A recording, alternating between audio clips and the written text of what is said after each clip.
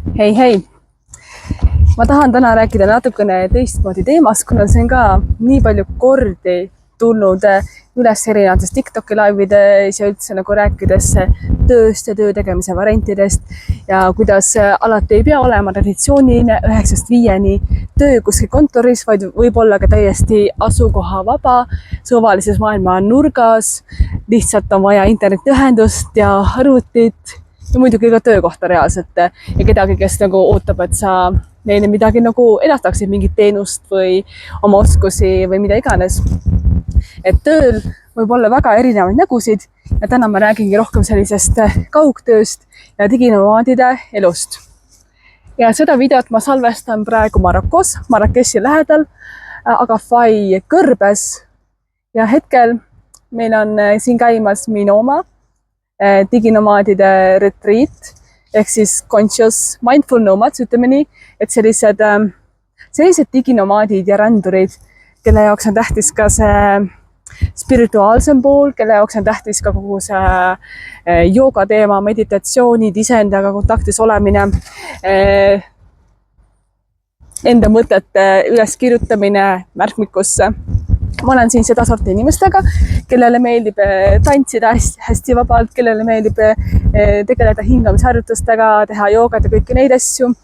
Ja see on selline alkoholivaba, ainetevaba üritus, et me oleme täiesti nagu elust pilves, ütleme nii. Ja naudime lihtsalt üksteisega koos olemist, naudime lihtsalt seda kõrbe teistsugust maastikku, maailmast ära lõigatust ja head toitu, erinevaid töötube ja kõik võimalusi, mis siin nagu avanevad. Et see on siis see praegune taust, kus ma teile nagu tere ütlen, näitan väikselt, et ei, seal taga kuskil mingid inimesed ka. Aga ka siin maailma nurgas sellel ürituse ma olen leidnud sellise vaiksema nurga, et rääkida siis natukene diginomaadide nagu elust. Et kes see mis üldse on diginomaad? Alustame mõistest. Digital nomad on siis inglise keeles ja see on seda sorti inimene, kes teeb tööd arvutist ja seal tegelikult on väga palju erinevaid ameteid, ei pea olema alati ainult IT-töö. Ma olen ka siin rääkinud erinevate inimestega, kes kõik nagu ei ole nagu nomaadid, aga võib-olla sellest asjast natukene huvitatud. Ja siin inimesed ka imestavad, et kas tõesti selleks, et olla nagu nomaad ja rannata ringi, see ei peagi tegema IT-tööd. Selleks, et teha tööd nagu kaugelt ja ainult arvutist, see ei pea olemagi IT, see võib olla midagi täiesti muud. Et jah, esimene asi ongi see, et sul on mingi töö, töökoht, mis sa selle ise endale loonud ja sa saad seda teha niimoodi, et sinu asukohal pole nagu tähtsust ja siis sa saadki olla kuskil kõrbes, klampigus, sellises telgis elada koos teistega näiteks või lihtsalt rännata ringi, vahetada asukohta, ma ei tea, iga paari nädala tagant, siis ma olen kohanud ka diginomaade, kes ongi nii, et üks nädal siin, teine nädal seal ja kes lihtsalt tahavadki võimalikult palju kohti nagu läbi rännata. Ja nomaad, siis see teine pool sellest mõistest tähistabki seda nagu rändurit ja diginomaad on siis tänapäevane rändur. Et vanasti olid need nomaadide hõimu, kes rändasid vaata terve nagu külaga ühest kohast teise ja elasidki niimoodi eri kohtades. Ja minu teada nad rändasid sellepärast, et ühes kohas sai, ma ei tea, vesi või toitu miski asi otsa, siis oli vaja edasi liikuda või oli parem kliima või mida iganes. Neil kogu oma elu kogu aeg endaga kaasas. Ma arvan, et päris palju diginomaadid teevad ka seda, et peaaegu kogu elu on kaasas. Võib-olla mitte päris kogu elu, et võib-olla lihtsalt need asjad, mida nagu praegu nagu eluks kõige rohkem vaja. Ja samas kuskil kodumaal või mõnes muus riigis on olemas ka mingi ladu. Mul endal on ka Eestis väike laoboks, kuhu ma pärast korteri müüki ladusin mingid asjad ära, et äkki kui ma kunagi tahan tulla tagasi Eestisse või mis iganes teab, või tahan kolida kuhugi mujale püsivalt, jäädavalt, teha uue baasi, siis lihtsalt võtan Eestist need asjad nagu kaasa. Ja mida ma ei tahtnud nagu ära visata, ära müüa, ära anda, tahtsin jätta endale, aga ei tahtnud endaga näiteks Barcelonasse kaasa võtta. Kõik need asjad läksid lattu. Võt. Aga diginomaadid üldjuhul tihti, nad isegi rändavad niimoodi, et mõni inimene ongi rännanud aastaid, võib-olla korra aastas käib nagu kodus pere juures, aga tal ei ole baasi. Tal ei ole baasi, ta lihtsalt rändab. Ja kui ma siin räägin nagu inimestega, siis neil ongi selline elu, et et ma ei tea, olen nüüd aasta aega rännanud, olin 6 aega seal Portugalis, siis olin 6 aega Tenerifel, siis mõtlesin, et lähen korra, ma ei tea, mingi Jeemenisse. Ja siis ma ei tea, järgmine aasta ma olen Lõuna-Ameerikas, plaanin elada 3 kuud Rios ja siis minna Peruusse. Nagu inimestel on sellised nagu plaanid. Ja tihti need plaanid ka käigu pealt muutuvad ja võib-olla nad teavad ka ainult paari kuud nagu ette. Ja mina ise nagu nii rändavat elustiili ei viljele. Minu baas on Barcelonas ja ma lihtsalt vahepeal natuke reisin ringi.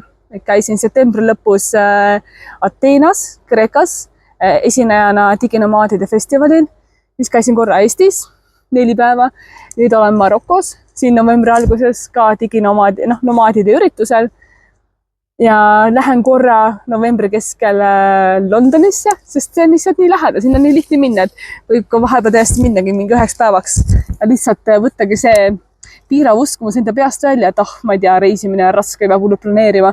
Vahepeal teha lihtsalt sellise otsuse, et davai, London on 2-tunnise lennureisi kauguse, miks mitte lihtsalt korraks hüpata ja tulla tagasi.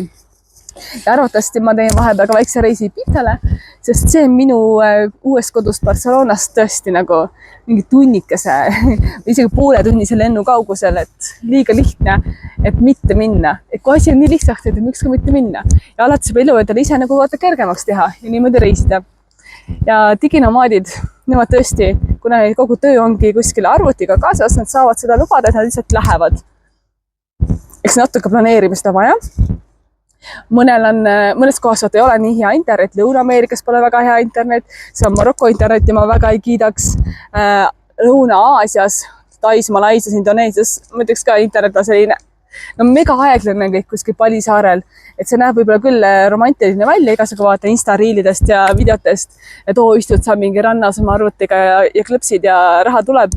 Aga tegelikult see on tihti nii, et internet on aeglane, päriselt see tegelikult sa ei tee basseini ääres tööd, sest kui see paistab päike ekraanile ja näkku, siis sa oled uimane, sa oled dehüdreeritud, sa lähed sellesse puhkeolekusse, sa ei näe ekraani pealt mitte midagi, kui see paistab päike sinna peale. Et see võib lihtsalt üle romantiseeritud osa sellest nomaadusest. Ja tegelikkuses inimesed ei istu nagu sulle kogu aeg läpakaga seal basseini ääres. Et võib-olla nad teevad sealt töö kuskil konditsioneeriga hotellitoas või korteris või koolivingus koos elamise kohas või kuskil kohvikus ära. Või spetsiaalses coworking kohas, mis ongi mõeldud töö tegemiseks ja kus on ka reaalselt normaalsemat sorti internet. Ja siis läheb basseini äärde chillima, et see on pigem nagu reaalsus. Ja mõned diginomaadi kindlasti, kes on ka ise ettevõtjad, äkki neil on mingid internetikursused, mingi muu programmid, mis taustal nagu jooksevad või neil on äri ja neil on tiimid, mis nagu taustal vaata töötavad ja nende enda panus on nagu minimaalne ja nad ise võib-olla mõne koosoleku vahepeal osalevad, natuke nagu annavad juhiseid tiimile ja kõik sujub niimoodi toredalt taustal. Ta tegelikult väga palju erinevad töid, mida saabki teha diginomaadina. Ja ei ole ainult IT, ei ole ainult programmeerijad, kõik asjad, mida saab teha arvutis, kaugelt, kõik asjad on nagu võimalikud ametid diginomaadile. Et graafilised disainerid, kõiksugu coachingu teemad, reaalselt jah, kõik IT-tööd ka, samas võib ka raamatupidaja istuda kuskil teises riigis. Või mida iganes muud sa nagu teed seal arvutis, videotöötlused, sisuloome, võid kirjutada raamatuid, artikleid ja samal ajal ringi reisida ja avastada maailma. Või siis äkki sa teed mingid online kursusi, filmidki sellises ilus kohas oma kursuse sisu sisse, paned selle üles, sinu tiim võib-olla müüb seda edasi või sa ise võib-olla teed mingit sisu, et seda edasi müüa, et võib-olla siin nagu nii palju, mis erinevaid töid teha. Ja kui sind huvitab ka näiteks, et mis asju teha saab, siis ma soovitan liituda ka Facebookis on grupp, see on osa Remote Work Europe võrgustikust ja grupi nimi on Remote Work Estonia. Ehk siis Eesti Remote Work. Mina olen ise ka üks selle koordinaatoritest. Me alles nagu alustame grupiga. Meil ei ole veel väga palju liikmeid, aga me hakkame sinna järjest nagu väärtust lisama. Ja kui sa grupiga liitud ja jätab meile ka oma meiliaadressi, siis sa saad osa Remote Work Europe suurest uudiskirjast, mis tuleb välja iga reede. Ja seal on ka hunnik erinevaid selliseid kaugtöid. Remote Work, kaugtöö. Täpselt see asi, mida saabki nagu diginomaadina teha. ja kui sina unistad ka sellest elustiilist, kus sul on palju vabadust ringi liikuda, teha mida iganes sa soovid, siis remote work, kaugtöö otsad on kindlasti ka sinu jaoks ja sellest uudiskirjast ja nendest gruppidest sa saad ka nagu ideid ja infot, et üldse, kuidas see nomaadi nagu elu elada, sest nagu mingid kindlustused ja maksuteemad, et kui sa veedad kuskil riigis rohkem kui 6 kuud, mis riigis sa makse peaks maksma, kõik see teema ka. Et tasub sellistes kogukondades liikuda, kui sa nagu mõtled, et võiks kunagi proovida seda nomaadi elu või sa juba teed seda. Ma eelmine aasta rääkisin ühe Brasiilia tüdrukuga, oma sõbrannaga, kes oli ka parajasti Barcelonas nomaadimas ja ta oli seal 2 kuud. Ja tema rääkis, et kui tema mõtles sellele, et hakkaks diginomaadiks, siis ta kõigepealt katsetas oma kodulinnas, mis tunne on üldse elada sellist elu, nagu nomaadi elu. Ta proovis ära, kas talle meeldib kohvikutes töötada, et läks ka arvutiga oma kodulinnas kohvikusse, istus maha ja vaatas, kas mulle meeldib seda sorti töö tegemine, et ma olengi nagu kuskil kohvikus suvalises kohas. Ta proovis ära, mis tunne on kuskil hostelis nagu elada, magada, olla ka jällegi oma koduriigis, oma kodulinnas vist isegi. Ta proovis ära mingeid erinevaid asju, ta hakkas nagu ennast ka vaimselt ette valmistama, et nii ma lähengi niimoodi nagu rändama. Mul ongi see üks kott, millega ma ringi nagu reisin, võib-olla üks väike kohver ka ja siia peab mu elu ära mahtuma. Et nii palju asju on, mida sa saad harjutada. No, ma ei tea, saadki enne pakkimise maailmameistriks, harjuda ära pigem seljakotiga liikuma, sest ütleme ausalt, kohver on lennujaamas, on tore seda veeretada, aga kui sa oled kuskil kõrbes, siis oled kuskil Tais, kus pole, ma ei tea, kõnnida või mitte midagi, või džunglis, siis sa ei taha seda kohvrit järel tirida päriselt, sa ei taha seda kohvrit järel tirida. Et siis lihtsalt see suur seljakott on palju mugavam ja see liigub palju kiiremini ühest punktist teise. Ja muidugi tasub harjutada ka vähemalt asjadega hakkama saamist, et sul oleks nagu vähem kanda seda raskust seljas. Nii, aga üks oluline asi, millest veel rääkida, on see, et kui sa hakkad nagu diginomaadiks ja nomaadiks, sa ei pea tegema seda 100% kogu aeg. Sa võid teha seda ka osaliselt. Et ma olen ka ise intervjueerinud inimesi ja teinud nendega artikleid, lugusid, kes ongi osaliselt nomaadid, võib-olla mingi pool aastat, et ma ei tea, kui Eestis tuleb külm pime aeg, tahad ära minna, siis oledki mingi 6 kuud, paar kuud nomaad ja reisid ringi. Võid teha seda ka terve perega. Et ma rääkisin ka ühe naisega, Lulu Lund. Tema artikkel on siis minu meediumi selles meediumi platvormi üleval, minu artiklitel ja ma äkki panen siia alla ka lingikese. Ja tema rääkis, et tema nagu reisib terve pere ja isegi vist nagu koeraga ja ta näitab ja ta kirjutab ise ka väga palju sellest, kuidas nagu siis perega seda nomaadlikku elustiili elada. Ta nagu õpetab seda ja näitab, kuidas see on ka lastega võimalik, kuidas teha kõik õppimised, asjad ja muu värk nagu ära. Ja siis teine näide on Solveig Eitjunkierde, see perega nimi natuke keeruline ma jaoks, aga temaga ma tegin ka intervjuu ja artikli. Tema rääkis sellest, kuidas nemad reisivad selle matkaautoga, neil on koer ka kaasas ja enamasti muidu Euroopat nagu sõidavad ringi. Ja mul on ka üks teine sõber, kes oma naisega veedab juba enam kui aasta aega mesinädalaid. Neil on ka see nii-öelda matkaauto campervan, millega nad mööda Euroopat ringi sõidavad ja eri kohtades peatuvad. Ja siis teevad hakkavad arvutis tööd, teevad see natuke oma coachingut ja värke ja elavadki niimoodi. Aga sa võid alati valida, kas sa tahad olla see seljakotiga reisija, elada säästikumalt, võib-olla kurjatagi raha oma miljonite jaoks ja investeerida see osa, eladagi kuskil, ma ei tea, odavamates riikides, lähegi kuhugi Aasiasse ära, kus elu on väga-väga odav ja soe ja sa tunned ennast rikkana eurooplasena, eriti kui sul on nagu Euroopa palk samal ajal veel. Või siis sa võid elada ka palju luksusikumalt kuskil hotellides või mõnes luksusikus villas koos teiste nomaadidega. Et hästi levinud on ka selline co-living, et ongi spetsiaalne nomaadide co-living koht, mingi villa või muu selline paik, kus sa võib-olla jagad tuba, võib-olla sul on oma privaatne tuba. Ja siis on selline ühine eluala ka, et mingi ala basseiniala ja siis elutuba ja ühine töötamisala, kus sa saad ka kokku teistega. Sellistes kohtades tihti toimub ka ühiseid nagu jagamisi, et tehakse üksteisele nagu erinevaid töötube, sa õpid teiste käest, siis sa õpetad teistele oma asju ja see on selline väga äge ühisloome variant, kus tegelikult ka äri päris palju nagu kasvab. Co-livingud on väga palju, on reaalselt nagu mingi co-livingu majasid ja külasid, kus inimesed, kus ongi nagu aastaringselt võimalus minna, minimaalne periood seal üldiselt on nagu 1 kuu. Aga on ka sellised pop-up koolivingud, mis võib-olla tekitatakse mingisse kohta, kus muidu nagu keegi püsivalt ei ela. Tekitatakse mingi 9-8 nädalaks ja saad sinna minna, elada, olla koos teistega, luua koos teistega ja siis minna jälle mingi järgmisesse kohta ja minna koju tagasi. Et neid variante on nagu väga-väga palju tegelikult. Nii, ma korra piilin oma värmi, mida me enne kui teha saab. Aga jah, põhiline värk selle juures ongi see, et see elabki nagu ilma baasita.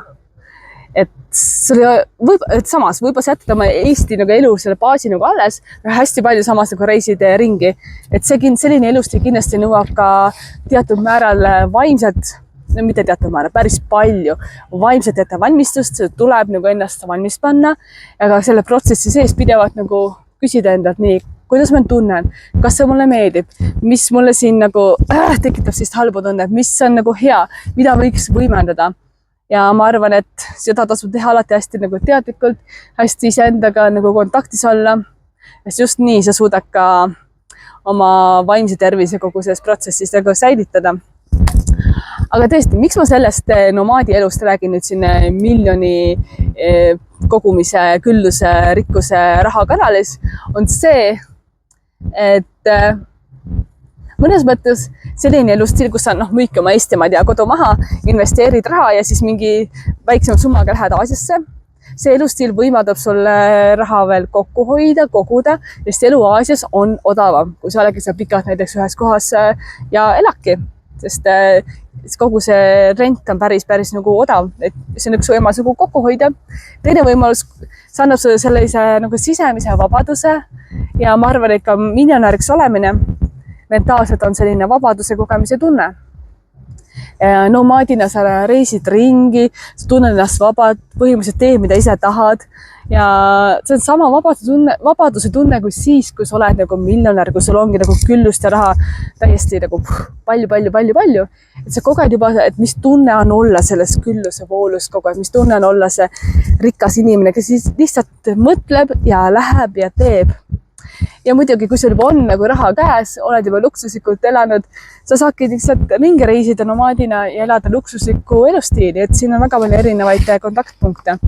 Lihtsalt ma tahtsin selle teema natukene läbi rääkida sellest, mida ma nagu kogenud olen, kuna ma olen selles mullis ka palju. Ma ise õpetan ka diginomaadidele, kuidas elada tervislikumat elu, kui sa oled kogu aeg nagu reisimas, et kuidas magada paremini, kuidas omada head toitumisrutiini, trennirutiini. Ja ma väga palju ise veedan nendes keskkondades aega ja aitan neid inimesi ja õpetan neid ka oma ingliskeelsel Instagrami kontol Athletic Mind Coach ja põimi sinna sisse siis kogu oma seda kogemust sportlase ja nagu jah, reaalselt tervise fitnessi coach'ina, sest ma olen nii palju erinevaid asju teinud ja nüüd ma panen selle kõik kokku oma reisimiskogemusega ja teen sellest midagi täiesti uut. Ja see on vaata minu see kaugtöö, mida ma saan teha ükskõik mis maailma nurgast. Ja põhimõtteliselt see on väga lahe. See on väga lahe vabaduse tunne, mida see reisimine ja rändamine mulle pakub. Ma ei ole küll täiskohaga nomaad, aga ütleme nii, et ma ikka 6 korra kindlasti lähen kuhugi, võib-olla mõnikord 2 korda kuus, et kogu aeg mingi liikumine mu elus toimub ja mulle sobib see, et mu elus on nii palju seda ringlevat energiat, liikuvat energiat ja tõesti elu. Mu elus on palju elu. Vot seda annab reisimine. Ja selline väike nomaadilik elustiil, ma arvan, et päris palju avab ka sinu seda silmaringi, perspektiivi ja sa mõistab palju paremini ka kõike, mis ümber toimub. Ja sa lihtsalt näed teisi kultuure, näed teisi inimesi, näed, kuidas iga pool mujal elatakse. Ja mõnes mõttes sa aitab ka väärtustada rohkem seda elu, mis meil Eestis on. Meil on Eestis väga mugav.